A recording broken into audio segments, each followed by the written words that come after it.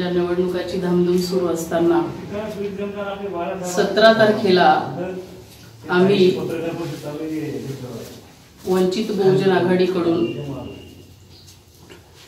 शेख जलील शेख बनेमिया यांना आमचा AB form दिला आणि 21 तारखेला अर्ज विड्रॉल त्यांनी केला। 17 तारखेपासून आम्ही त्यांच्या संपर्कात असताना सुद्धा त्यांनी आम्हाला कसलीही अर्ज विड्रॉल करायची आहट लागू दिली नाही। त्यांनी सांगितले, ताई मी ताकदीने लढणार, आपल्या पक्षाचं ताकदीने नाव मोठं करणार आणि अर्ज भरण्यापासून उमेदवारी मागण्यापासून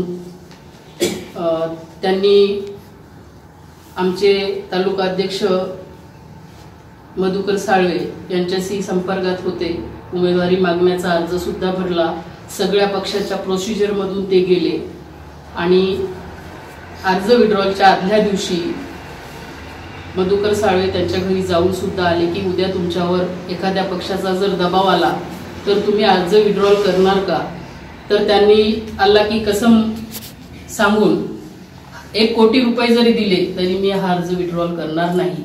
आणि त्याच दिवशी अनायशा नाझीर काजी हे मधुकर साळवेंना त्यांच्या घरी सापडले, पण आमचे पाहुणे म्हणून आले असता चहा पाणी करून ते तिथून निघून गेले आणि मधुकर साळवे सुद्धा आले।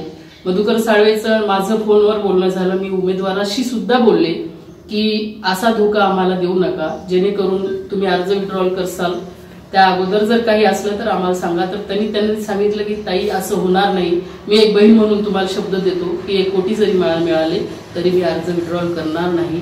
आणि दुसऱ्या दिवशी नाझीर काजीच्या गाडीत बसून हा माणूस पक्षाचा विड्रॉल करून गायब होतो। तो आज तागायतही त्याचा फोन लागत नाही। याचा अर्थ आम्ही समजावं का की आमचा उमेदवार किडनॅप झालेला आहे। काल तरी आम्ही तक्रार केली नाही, पण आज मी आणि आमचे तालुका अध्यक्ष पोलीस स्टेशनला या गोष्टीची तक्रार करणार आहोत। आज झालं पक्षाचा एबी फॉर्म त्यांनी आम्हाला विचारत